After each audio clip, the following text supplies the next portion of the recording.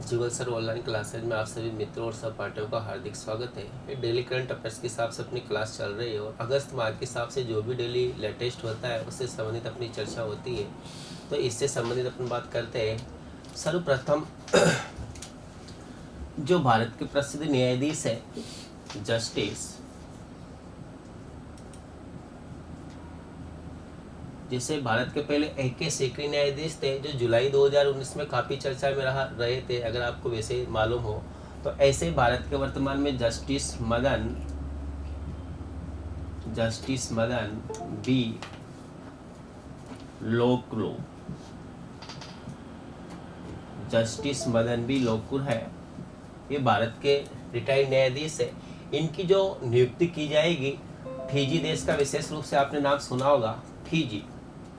ये फिजी देश के भारत की तरफ से न्यायाधीश बनने वाले पहले न्यायाधीश है और जो इनका कार्यकाल रहेगा 12 अगस्त 2019 से लेकर 12 अगस्त 2019 से लेकर 12 अगस्त 2022 तक ये इस पद पर कार्य करेंगे।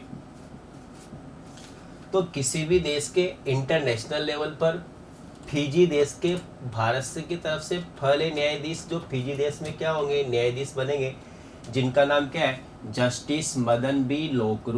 जस्टिस मदन बी लोकुर किस देश के न्यायाधीश बनेंगे, फिजी देश के। और इंटरनेशनल लेवल पर न्यायाधीश बनने वाले भारत के, फिजी देश के न्यायाधीश बनने वाले भारत के प्रथम न्यायाधीश है जस्टिस मदन बी लोकुर, जिनका कार्यकाल 3 साल का होगा, 12 अगस्त 2019 से लेकर 12 अगस्त 2022 तक। तो ये विशेष रूप से आपको ध्यान रखना है।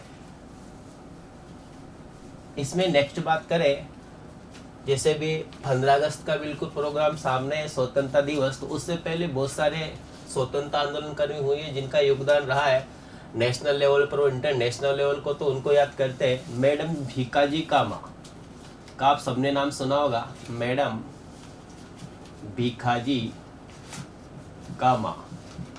ये जो मैडम भीकाजी कामा है, इंटरनेशनल लेवल पर ये भारत की ऐसी पहली महिला है जिसने भारत के बाहर फॉरेन कंट्री में भारतीय तिरंगा सर्वप्रथम फहराया है।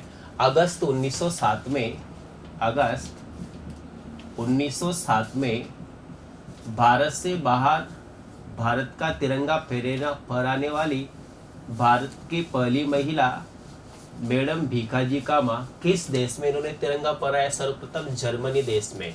यूरोप महाद्वीप का जो देश है जर्मनी, वहां पर मैडम भीकाजी कामा द्वारा भारत का तिरंगा सर्वप्रथम फहराया गया। उस समय जो 1907 की बात हो रही है, ये बिल्कुल उस समय भारत का जो भारत तिरंगा ध्वज था उस पे अधिकांश राष्ट्रीय कांग्रेस, जो भारतीय राष्ट्रीय कांग्रेस है, उसका चिन्ह और जो छरका होता है गांधी जी का, तो उसका चिन्ह हुआ करता था। वर्तमान में जो तिरंगा है वो उसका बिल्कुल अलग स्वरूप है। तो मैडम भीकाजी कामा द्वारा अगस्त 1907 में जर्मनी देश में भारत की तरफ से फहराया गया पहला तिरंगा था। और मैडम भीकाजी जो कामा है, इनका जो देहांत है 13 अगस्त 1936 को इनका देहांत हुआ है, इसलिए भी ये सबसे ज़्यादा इम्पोर्टेंट है। और मैडम भीकाजी कामा का और पूरे स्वतंत्रता संग्राम में कहीं योगदान नहीं है, बस भारत से बाहर तिरंगा फहराने वाली भारत की प्रथम महिला मैडम भीकाजी कामा अगस्त 1907 में किस देश, जर्मनी में। और इनका देहांत 13 अगस्त 1936 को हुआ है, इसलिए मैडम भीकाजी कामा काफ़ी इम्पोर्टेंट है। और इन्होंने एक नारा भी दिया है विदेश कंट्रियों पर, आगे बढ़ो हम हिंदुस्तानी हैं, आगे बढ़ो हम हिंदुस्तानी हैं। तो ये किसका नारा है, ये मैडम भीकाजी कामा का नारा है। और भारतीय इंटरनेशनल लेवल पर तिरंगा फहराने वाली भारत की पहली महिला ये रही है। ऐसे अगर साइंस के क्षेत्र में योगदान वर्तमान में काफ़ी ज़्यादा रहा है, बहुत सारे साइंटिस्ट है जिनका इंटरनेशनल लेवल पर, नेशनल लेवल पर एग्जाम है। अगस्त माह की जो अपन बात चर्चा चल रही है, तो इसमें सबसे पहले जो नाम आता है डॉक्टर विक्रम साराभाई।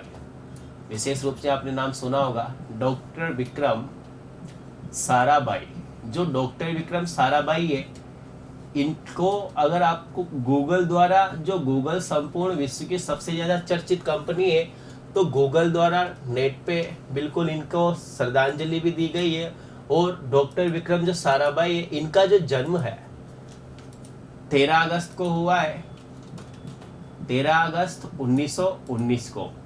तो गूगल के द्वारा इनका बिल्कुल फोटो लोगो जारी किया गया है विक्रम साराभाई का।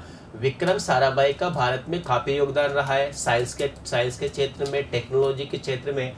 इसलिए विक्रम साराभाई को भारतीय साइंस या अंतरिक्ष औद्योगिकी विज्ञान का क्या जनक या पितामह भी कहा जाता है। भारतीय अंतरिक्ष विज्ञान या प्रौद्योगिकी का जनक या पितामह किसको कहा जाता है? डॉक्टर विक्रम साराभाई, जिनका जन्म 13 अगस्त 1919 को भारत का प्रसिद्ध शहर अहमदाबाद गुजरात राज्य में हुआ है। फर्स्ट क्वेश्चन तो यही बन जाएगा कि डॉक्टर विक्रम साराभाई का संबंध किस राज्य से? डॉक्टर विक्रम जो साराभाई है, इनका संबंध अहमदाबाद गुजरात राज्य से और इनका जन्म 13 अगस्त 1919 को हुआ है। इन्हें भारतीय अंतरिक्ष प्रौद्योगिकी का जनक या पितामह भी कहा जाता है। इसी में नेक्स्ट देखते हैं, जो डॉक्टर विक्रम साराभाई है, इनका काफी ज्यादा योगदान रहा है। इनकी जो पत्नी है इनकी पत्नी का नाम मृणाली साराभाई है। मृणाली साराभाई जो इंटरनेशनल लेवल पर और नेशनल लेवल पर प्रसिद्ध नृत्यकार रही है, इसलिए नृत्यांगना के नाम से फेमस है। क्वेश्चन आपसे ऐसे भी पूछा जा सकता है कि मृणाली साराभाई का संबंध किस क्षेत्र से? साइंस क्षेत्र से, पर्यावरण क्षेत्र से, कृषि क्षेत्र से। तो किस क्षेत्र से? इनका कला आर्ट क्षेत्र से। ये भारत की और विश्व स्तर पर, नेशनल स्तर पर बिल्कुल प्रसिद्ध नृत्यांगना रही है। तो मृणाली साराभाई का संबंध नृत्य या कला के क्षेत्र से है। जो डॉक्टर विक्रम साराभाई है, इनके नाम पर वर्तमान में विक्रम साराभाई अंतरिक्ष केंद्र स्थापित किया गया है। डॉक्टर विक्रम साराभाई अंतरिक्ष केंद्र भारत के किस राज्य में स्थित है? डॉक्टर विक्रम साराभाई अंतरिक्ष केंद्र जो भारत का राज्य है, दक्षिण भारत में केरल राज्य में डॉक्टर विक्रम साराभाई अंतरिक्ष केंद्र इनके साइंस के योगदान के लिए वर्तमान में स्थापित किया गया है। तो डॉक्टर विक्रम साराभाई अंतरिक्ष केंद्र कहाँ पर है? केरल राज्य में स्थित है। इसका विशेष रूप से ध्यान रखना है। इनके योगदान के लिए इनको भारत सरकार के द्वारा सर्वप्रथम शांति स्वरूप भटनागर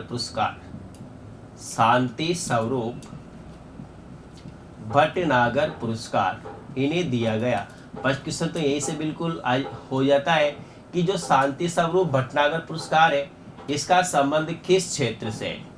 सबसे इम्पोर्टेंट है, बहुत सारे एग्जामों में पूछा जा चुका है कि शांति स्वरूप भटनागर पुरस्कार का संबंध किस क्षेत्र से है? तो इसका संबंध बिल्कुल साइंस के क्षेत्र से है और ये पुरस्कार प्रतिवर्ष दिया जाता है। डॉक्टर विक्रम साराभाई को सर्वप्रथम शांति स्वरूप भटनागर पुरस्कार दिया गया था और जो ये पुरस्कार दिया गया है, ये पुरस्कार दिया गया था 1962 में, 62 में। इसके बाद जो इन्हें पद्म भूषण भारत सरकार के द्वारा दिया गया है, ये दिया गया 1966 और 67 में।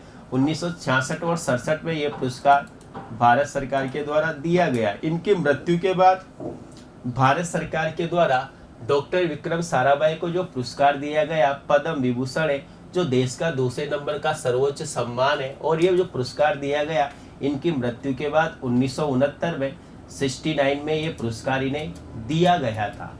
तो ये विशेष रूप से कुछ इम्पोर्टेंट तथ्य है डॉक्टर विक्रम साराभाई से संबंधित जो आपको विशेष रूप से ध्यान रखने हैं।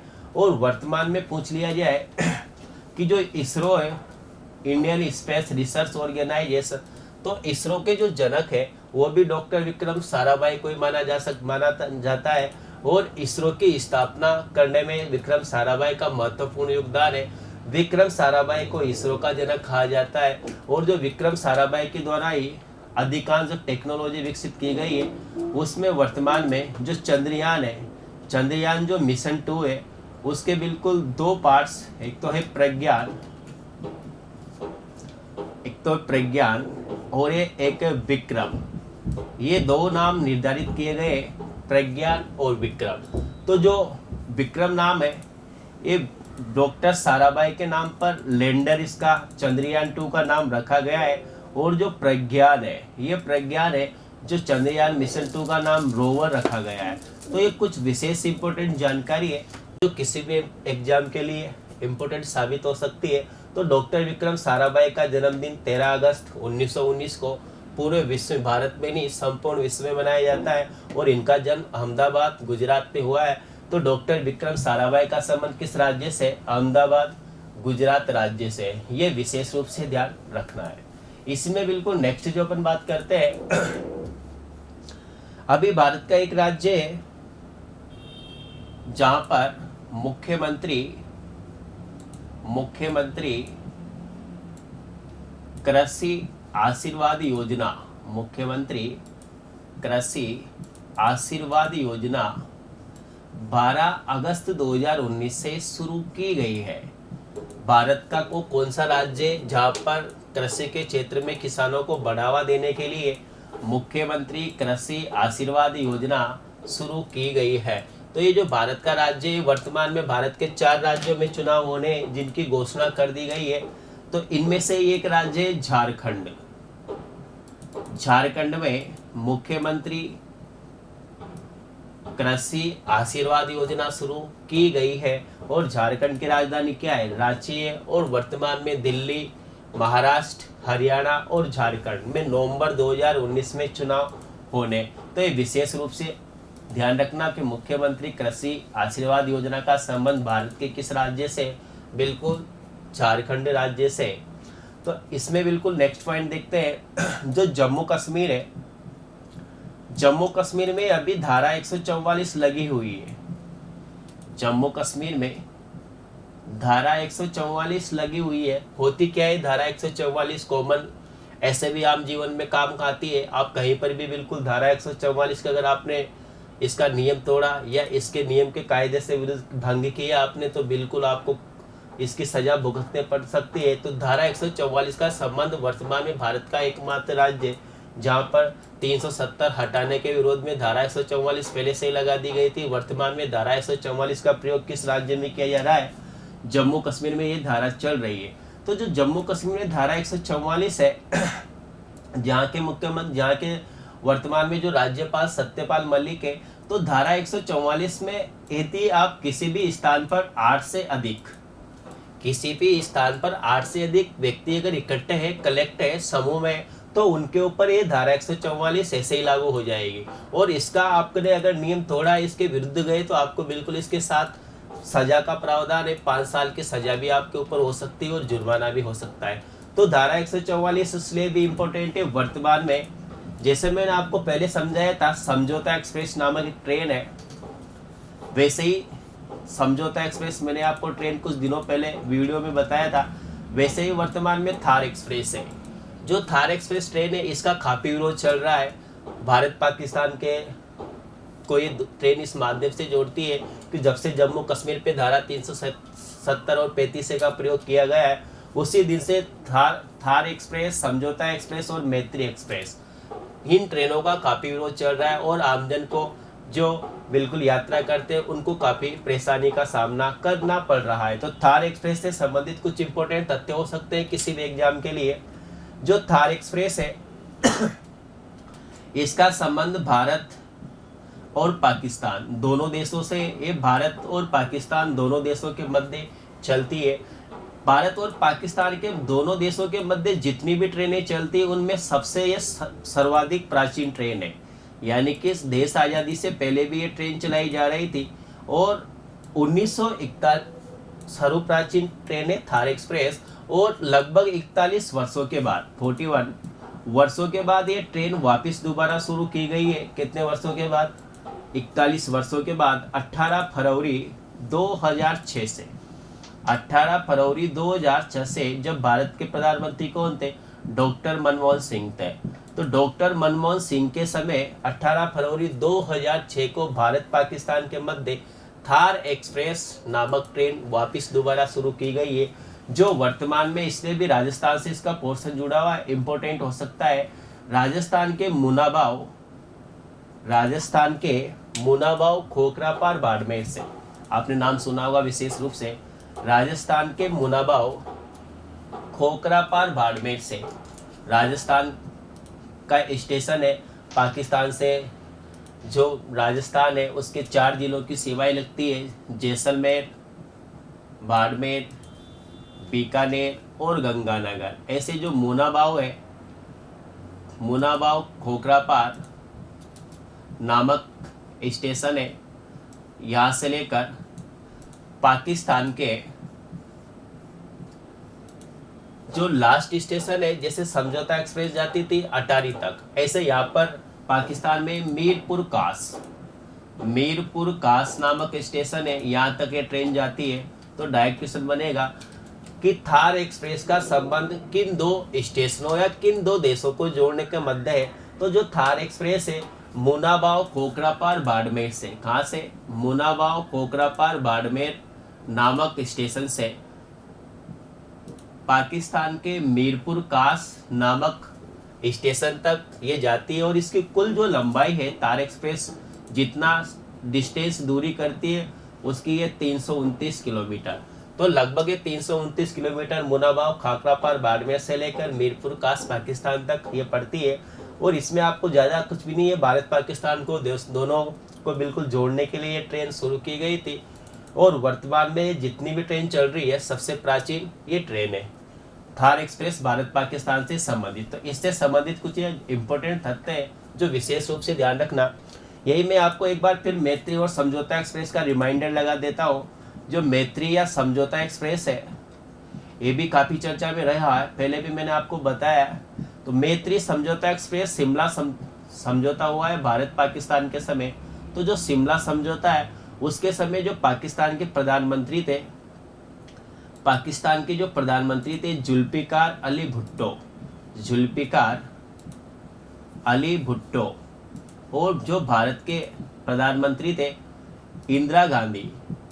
तो इन दोनों के समय जो मध्य समझौता हुआ था, शिमला समझौता, उस समय इस ट्रेन को नाम दिया गया समझौता एक्सप्रेस। और वर्तमान में इसका नाम है मैत्री एक्सप्रेस। ये भारत के अमृतसर पंजाब से लेकर और पाकिस्तान के लाहौर अटारी तक ये ट्रेन जाती है। तो दोनों का ध्यान रखना, मैत्री समझौता एक्सप्रेस का रूट कहाँ से कहाँ तक है, अमृतसर पंजाब से लाहौर अटारी पाकिस्तान तक। और शिमला समझौता काफ़ी इंपॉर्टेंट है, लेकिन इससे सबसे ज़्यादा इंपॉर्टेंट है थार एक्सप्रेस मुनाबाव राजस्थान से भी जुड़ी हुई है। मुनाबाव खोखरापार बाड़मेर से लेकर कहाँ तक है, मीरपुर कास पाकिस्तान के लास्ट स्टेशन तक, जिसकी कुल लंबाई कितनी है, यानी कुछ जो दूरी तय करती है 329 किलोमीटर लगभग, ये सीमा में अपनी दूरी तय करती है। तो ये विशेष रूप से ध्यान रखना। इसी में जो नेक्स्ट बात करते हैं, अगर आप न्यूज़पेपर और सभी चैनलों में भी बताया जा रहा है कि राजस्थान की राज्यसभा से चुनाव होने और राजस्थान की राज्यसभा से भारत के भूतपूर्व प्रधानमंत्री डॉक्टर मनमोहन सिंह, डेली चर्चा में बने हुए डॉक्टर मनमोहन सिंह का चुनाव किया जाना है। जो डॉक्टर मनमोहन सिंह है इन्हें राज्यसभा से सांसद बना के संसद में भेजने की तैयारी वर्तमान में चल रही है। जैसे जब डॉक्टर मनमोहन सिंह भारत के प्रधानमंत्री थे उस समय बहुत सारे एग्जामों में क्वेश्चन आया है कि डॉक्टर मनमोहन सिंह किस सदन के नेता है या किस सदन के सदस्य है, लोकसभा से, राज्यसभा से या दोनों से नहीं है। तो उस समय डॉक्टर मनमोहन सिंह असम राज्य से बिलोंग करते हैं और वे पाकिस्तान मूल के भारत के प्रधानमंत्री बने। इंद्र कुमार गुजराल और डॉक्टर मनमोहन सिंह ये पाकिस्तानी मूल के प्रधानमंत्री है। डॉक्टर मनमोहन सिंह असम राज्य से राज्यसभा सांसद थे। उसी प्रकार वर्तमान में राजस्थान की राज्यसभा से वापस डॉक्टर मनमोहन सिंह का चुनाव किया जाना है। तो ये विशेष रूप से ध्यान रखना कि वर्तमान में इन्होंने राजस्थान की जो राज्यसभा से उसके लिए आवेदन कर दिया गया है। और राजस्थान की राज्यसभा में अभी वर्तमान में कुल 200 विधानसभा की सीटें हैं। तो ये जो विधानसभा की सीटें हैं यानी कि जो 200 विधायक है यही राज्यसभा के चुनावों में भाग लेंगे। और जो राज्यसभा के चुनाव होते हैं इसलिए इनको इनडायरेक्ट यानी कि अप्रत्यक्ष रूप से राज्यसभा के चुनाव होते हैं। जनता इसमें सीधे रूप से भाग नहीं लेती, इसलिए तो राज्यसभा को क्या अधिक बुद्धिशाली, अधिक बुद्धिजीवी सदन बोलते हैं, उच्च सदन बोलते हैं, द्वितीय सदन बोलते हैं। क्योंकि यहाँ पर जो प्रतिस्पर्धा होती है अधिकांश बिल्कुल सही व्यक्तियों का चयन होता है। और राज्यसभा का अस्थायी रूप से, राज्यसभा जैसे लोकसभा अस्थायी होती है, ऐसे राज्यसभा अस्थायी नहीं होती। राज्यसभा हमेशा क्या है, स्थायी है, और राज्यसभा कभी भी भंग नहीं होती। डॉक्टर जो मनमोहन सिंह है, केवल मात्र एक सांसद का कार्यकाल होता है, कितना, 6 वर्ष। जैसे डॉक्टर मनमोहन सिंह अगस्त 2019 में राज्यसभा के सदस्य बनते हैं, तो जो इनका कार्यकाल रहेगा अगस्त 2025 तक, 6 वर्ष इनका कार्यकाल रहेगा डॉक्टर मनमोहन सिंह का। ये राज्यसभा का कार्यकाल नहीं होगा, ये राज्यसभा से जो सांसद बने मनमोहन सिंह का कार्यकाल होगा। जैसे सामान्य क्वेश्चन आता है कि लोकसभा का कार्यकाल कितना होता है, लोकसभा का कार्यकाल 5 वर्ष होता है, लेकिन उसे समय से पहले भी भंग किया जा सकता है। इसी प्रकार राज्यसभा का कोई कार्यकाल नहीं होता, केवल मात्र राज्यसभा के जो सदस्य है, जो सांसद है, उनका कार्यकाल होता है 6 वर्ष। तो डॉक्टर मनमोहन सिंह को राजस्थान के राज्यसभा से सांसद बनाने की तैयारियां चल रही है, और इसमें बिल्कुल उसी पार्टी के, बीजेपी के पार्टी के, भारतीय जनता पार्टी के सदस्यों को वोट देंगे, और कांग्रेस पार्टी के सदस्य कांग्रेस पार्टी को वोट देंगे। आपको याद हो तो मैंने पिछले वीडियो में चर्चा की थी, वर्तमान भारत के विदेश मंत्री एस जयशंकर है, सुब्रमण्यम जयशंकर, जिन्होंने कोई चुनाव नहीं लड़ा है, उनको भी गुजरात राज्यसभा से वर्तमान में सांसद बना दिया गया है। और वह क्या है, भारत के फॉरेन मिनिस्टर है। सांसद बन सकता है, प्रधानमंत्री बन सकता है, किसी भी पद पर वह नियुक्त हो सकता है। बस उसे संसद की सदस्यता लेने का जो टाइम होता है वो 6 माह होता है। 6 माह के अंदर किसी भी पद पर बिल्कुल उनको नियुक्त किया जाता है। और एक वर्तमान में काफी चर्चा में चल रहा है, संघाई शहर है चीन में, संघाई, इसको आप संघाई सम्मेलन भी बोल सकते हो, संघाई सहयोग सम्मेलन, यानी कि सभी देश एक दूसरा का सहयोग करने के लिए ये सम्मेलन आयोजित किया जाता है। ये सम्मेलन प्रतिवर्ष आयोजित किया जाता है, संघाई चीन सहयोग सम्मेलन। ये सर्वप्रथम, ये जो सम्मेलन है, ये सम्मेलन सर्वप्रथम यही चीन पर आयोजित किया गया था 2001 में। और वर्तमान में जो ये 20वां सम्मेलन है, संघाई सहयोग चीन सम्मेलन, सर्वप्रथम संघाई शहर चीन देश में 2001 में आयोजित किया गया था। जो 20वां है संघाई सहयोग चीन सम्मेलन, 20वें नंबर का, ये 2020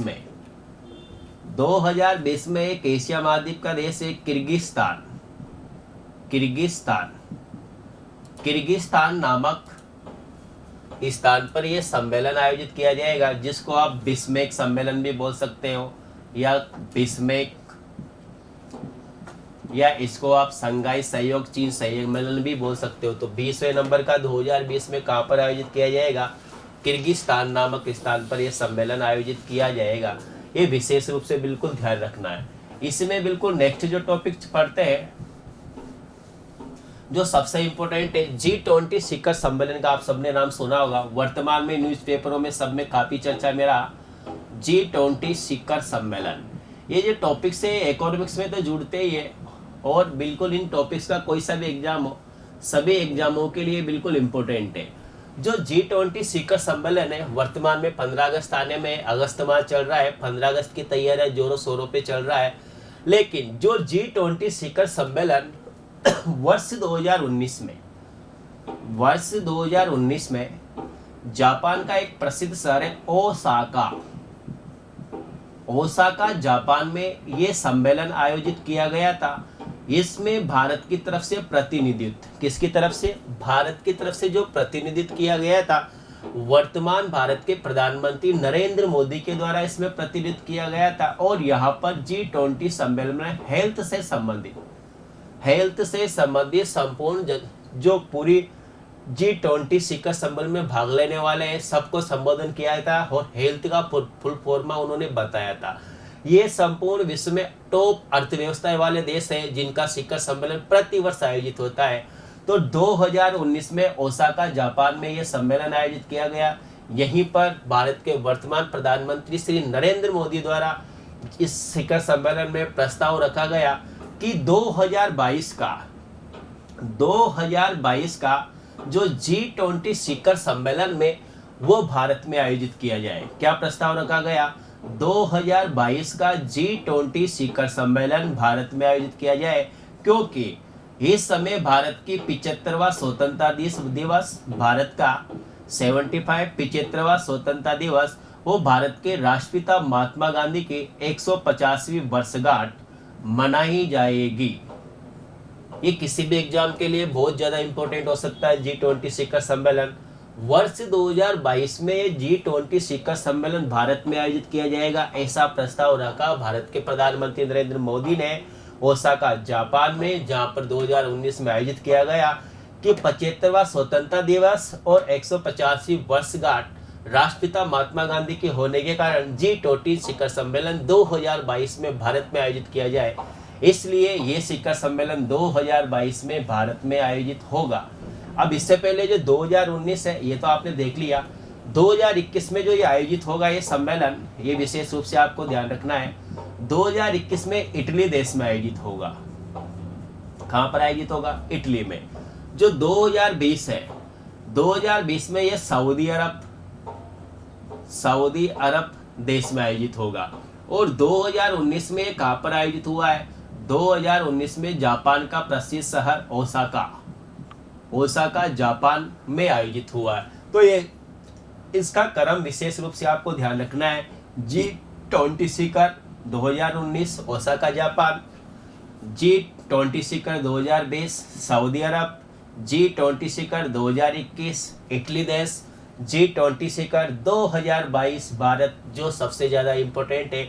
और मैं आपको यही बता दूं, G20 शिखर सर्वप्रथम 2008 में, G20 शिखर सर्वप्रथम 2008 में अमेरिका की राजधानी वाशिंगटन में आयोजित किया गया था। तो विशेष रूप से ध्यान रखना है, G20 शिखर सम्मेलन सर्वप्रथम कहां पर आयोजित किया गया था? अमेरिका की राजधानी वाशिंगटन। 2019 में कहां पर किया गया? Osaka Japan. 2020 में सऊदी अरब, 2021 में इटली, 2022 में भारत। 75वां स्वतंत्रता दिवस और 150वीं वर्षगांठ होने के कारण। और जो G20 शिखर सम्मेलन है 2008 के बाद 2009 में ब्रिटेन देश में आयोजित किया गया था। ऐसे G20 शिखर सम्मेलन टॉप अर्थव्यवस्थाएं वालों देशों का समूह है, ग्रुप है, ऑर्गेनाइजेशन है, जिसमें अमेरिका, फ्रांस, चीन, जापान, रूस, ऐसे G20 देश शामिल है, जिनमें भारत भी इस सम्मेलन में एक शामिल है। वर्तमान में सऊदी अरब काफी चर्चा में चल रहा है। जो सऊदी अरब है, यहाँ से बिल्कुल सऊदी अरब और सऊदी अरब की एक तेल कंपनी है अरामको। सऊदी अरब की वर्तमान में तेल कंपनी है अरामको। इस कंपनी ने भारत के, अरामको क्या है? तेल कंपनी है। किस देश की है? सऊदी अरब की।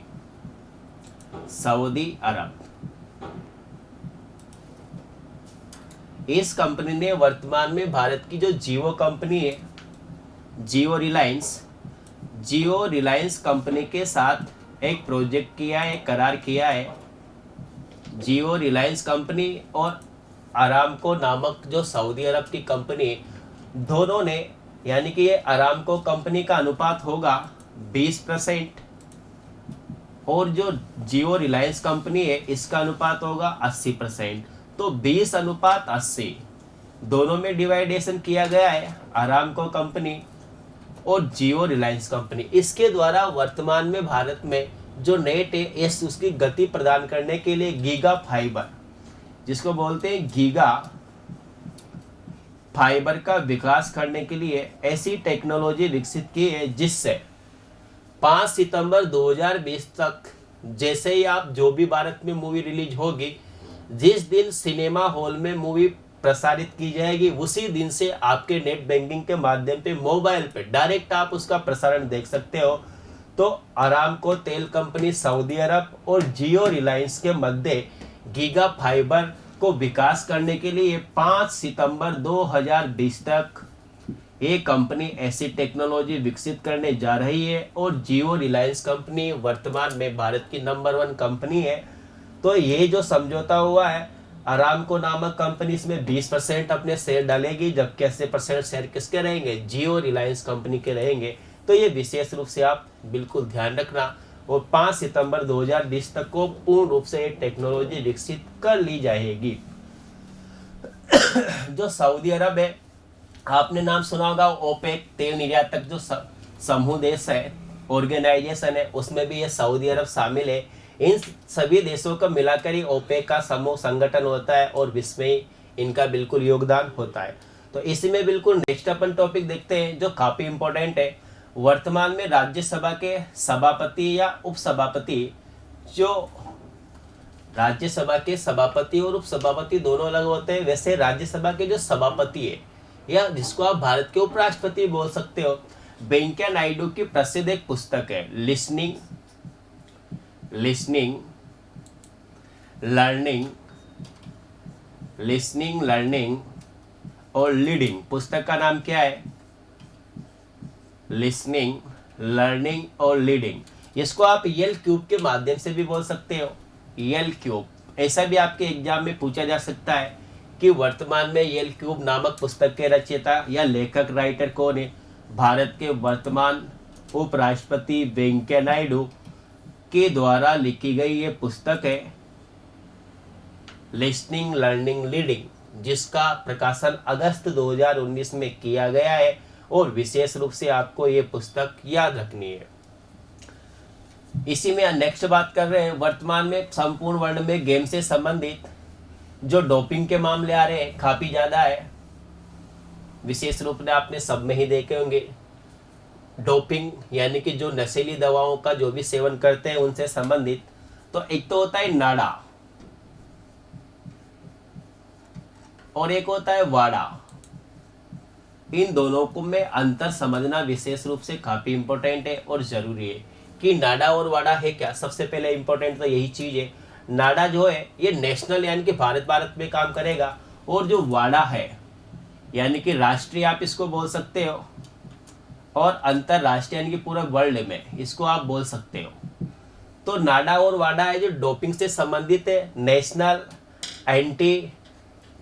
National anti doping association. नाडा की फुल फॉर्म क्या है? नेशनल एंटी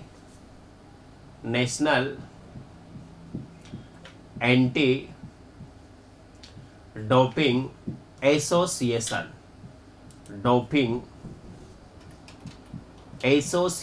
ऐसे जो वाडा है उसकी फुल फॉर्म क्या है? World anti doping association. जो नाडा है, नाडा की स्थापना हुई है 2005 में, और वर्तमान में जो नाडा का मुख्यालय है ये नई दिल्ली में स्थित है। लेकिन जो वाडा है इंपॉर्टेंट है, वाडा का मुख्यालय वर्तमान में कहाँ पर है? स्विट्जरलैंड से में है।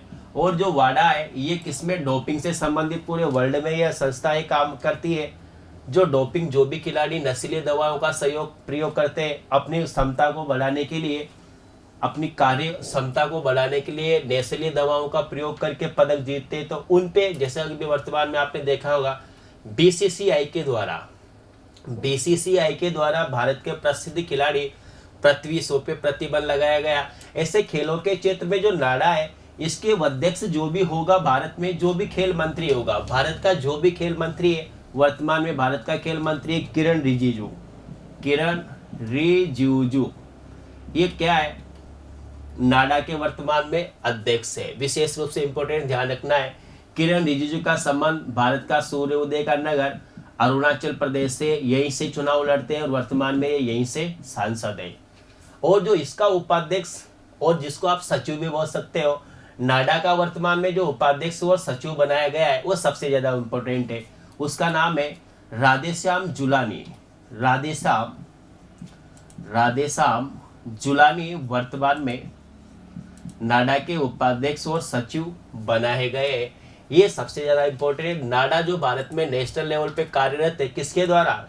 संपूर्ण पूरे वर्ल्ड में वाडा के द्वारा इसके ऊपर आरोप लगाए गए और ये सिद्ध किया गया सभी देश अपने यहाँ पर एक ऐसी एजेंसी स्थापित करें जो नाडा किसके अंदर में प्रयोग करता है? वाडा के अंदर में प्रयोग करता है, जो इसका संबंध किससे? डोपिंग यानी कि जो दवाएं नस्ली उनसे संबंधित है। नाडा के वर्तमान में भारत के अध्यक्ष कौन है? जो भी खेल मंत्री होगा किरण रिजिजू, जो अरुणाचल प्रदेश से चुनाव लड़ते हैं। और उपाध्यक्ष या सचिव किसको बनाया गया है? राधेश्याम जुलानी को। इसकी फुल फॉर्म क्या है? National anti doping association. वाडा के क्या है? वर्ल्ड एंटी डोपिंग एसोसिएशन इसके फुल फॉर्म है, और वर्तमान में वाडा का मुख्यालय कहाँ पर है? स्विट्जरलैंड में है। तो ये विशेष रूप से आपको ध्यान रखने से संबंधित है। इसी में नेक्स्ट बात करते हैं स्पोर्ट्स से संबंधित वर्तमान में काफी चर्चा में रहा। दो सगी बहनें हैं, गीता फोगट और बबीता फोगट। गीता फोगट और बबीता फोगट जो दोनों बहनें हैं, जिनका दोनों का संबंध किससे? रेसलिंग कुश्ती से। और ये कोटा के दशहरा जो मेला होता है केसरी दंगल, उसमें भी ये भाग ले चुकी है। केसरी दंगल का किताब भी ये जीत चुकी है। इनमें सबसे इम्पोर्टेंट है कि 12 अगस्त 2019 को भारत की प्रसिद्ध खिलाड़ी बबीता फोगट जो रेसलिंग कुश्ती से संबंधित है, इन्होंने खेल मंत्री किरण रिजिजू के साथ मिलकर भारतीय जनता पार्टी ज्वाइनिंग कर ली है, और भारतीय जनता पार्टी में बबीता फोगट शामिल हो गई है। किससे संबंधित है? रेसलिंग कुश्ती से। और भारतीय जनता पार्टी में 12 अगस्त 2019 को शामिल होने वाली भारत की प्रसिद्ध महिला खिलाड़ी कौन है? बबीता फोगट। किसके साथ? वर्तमान खेल मंत्री किरण रिजिजू के साथ मिलकर। लास्ट जो अपना टॉपिक है काफी इंपॉर्टेंट है, रोजर्स कप टेनिस से संबंधित चल रहा था। आप सबको मालूम होगा, कल भी मैंने इस पे चर्चा की थी। रोजर्स कप का संबंध किससे? टेनिस से। ये जो रोजर्स कप है ये टोरंटो कनाडा में जहाँ पर चल रहा था, ये इसका खिताब प्रसिद्ध खिलाड़ी राफेल नडाल के द्वारा जीत लिया गया है। रोजर्स कप 2019 टोरंटो कनाडा में आयोजित किया जा रहा है। जिसके द्वारा जीता गया है उस खिलाड़ी का नाम क्या है? Rafael Nadal. विशेष रूप से ये आपको इम्पोर्टेंट है किसी भी एग्जाम के लिए, तो ये आपको विशेष रूप से याद रखना है। तो रोजर्स कप टेनिस जिसका संबंध किससे? राफेल नडाल से। तो आज का अपना बिल्कुल ये वीडियो था, सभी बिंदुओं पे चर्चा हुई जो सबसे इम्पोर्टेंट है, जो चर्चित है, ये किसी भी एग्जाम के लिए आपको इम्पोर्टेंट साबित होंगे। बस आप बिल्कुल इस वीडियो को देखते रहिए। थैंक्स।